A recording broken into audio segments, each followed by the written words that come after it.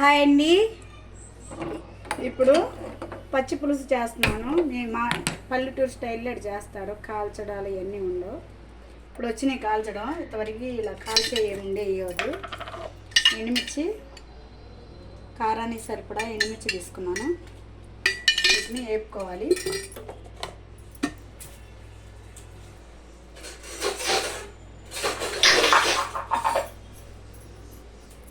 ఇవ్వండి.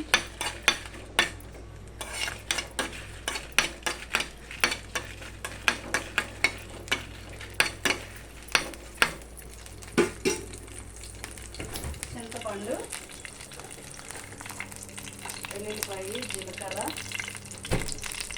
ఇదిగోండి, ఇంత చింతపండు నానబెట్టుకున్నా. నేను ముగ్గురమే కాబట్టి కొంచెమే నానబెట్టా.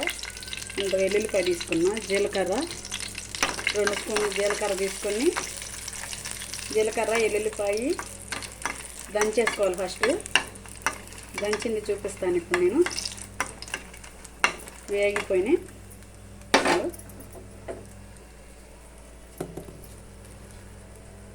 ఇదండి, ఉల్లిపాయ ఒకటి తీసుకున్నా.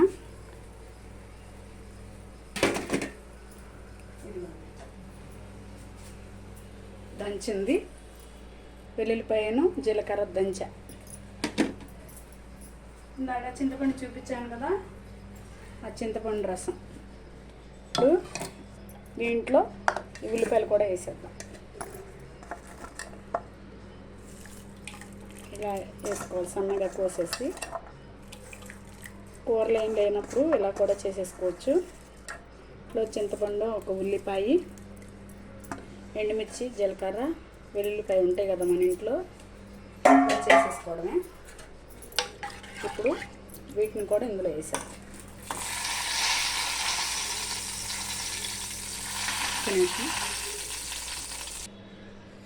ఇదిగోండి, రోట్లో దంచి వేసేసుకుంటున్నాను నేను. రోట్లో దంచుకుంటేనే టేస్టీగా ఉంటుంది.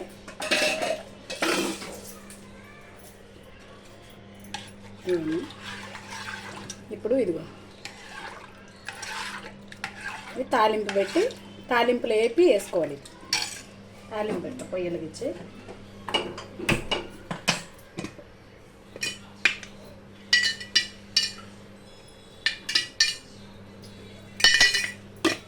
పోపు పెడుతున్నా.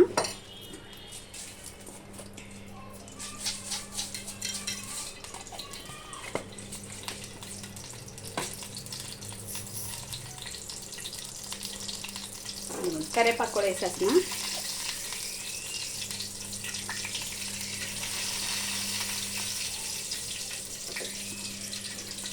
కడిగేసి వేసేస్తున్నా.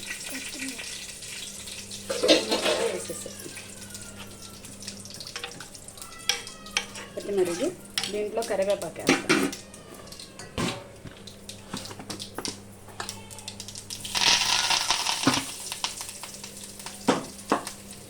ఇదిగోండి, ఇందాక వేపింది దంచానని చెప్పారు కదా, ఎల్లుల్లిపాయను జీలకర్ర, అది కూడా వేసేస్తాను.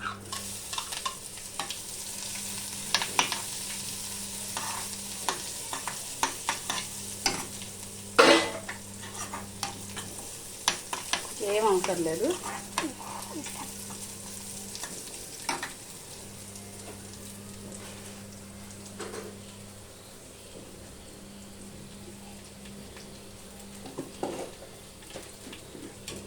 ఇదిగోండి, ఉప్పు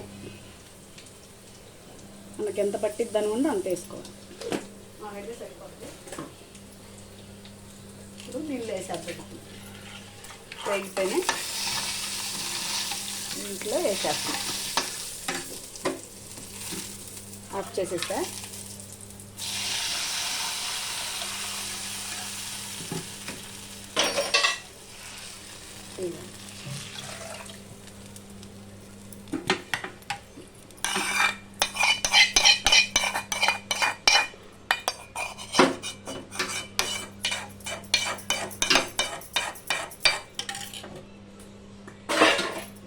ఇదిగోండి, అయిపోయింది పచ్చి పులుసు. పల్లెటూరు స్టైల్ పచ్చి పులుసు ఇది. కొంతమంది ఎల్లుల్లిపాయలు అన్నీ కాల్చి చేస్తారు, మేము అలా చేయము. కొంతమంది వంకాయతో చేస్తారు. మేము అలా కూడా చేయం, అలానే చేస్తాము. మా గుంటూరు పల్లె రుచుల్లోనే వాటి సైడ్ చేస్తాం. ఇది గుంటూరు స్టైల్లో చేస్తాం. ఇదంతా లైక్ చేసి, షేర్ చేసి, సబ్స్క్రైబ్ చేసుకుని మరిన్ని వీడియోస్ కోసం బెల్ ఐకాన్ని క్లిక్ చేయండి. ఫేస్బుక్ దాంట్లో కూడా ఫాలో అవ్వండి.